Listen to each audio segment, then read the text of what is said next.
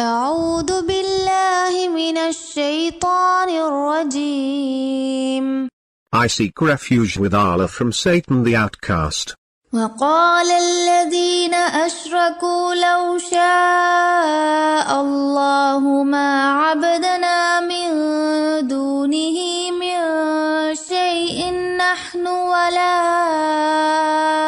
آباؤنا ولا حرمنا من دونه من شيء كذلك فعل الذين من قبلهم فهل على الرسل إلا البلاغ المبين.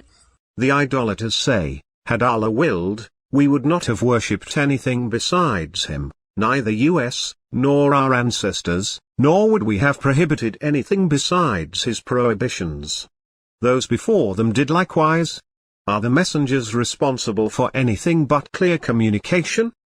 وَلَقَدْ بَعَثْنَا فِي كُلِّ أُمَّةٍ رَسُولًا أَنِ اعْبُدُوا اللَّهَ وَاجْتَنِبُوا الطَّاغُوتَ فَمِنْهُمْ مَنْ هَدَى اللَّهُ وَمِنْهُمْ مَنْ حَقَّتْ عَلَيْهِ الضَّلَالَةُ فسيروا في الأرض فانظروا كيف كان عاقبة المكذبين.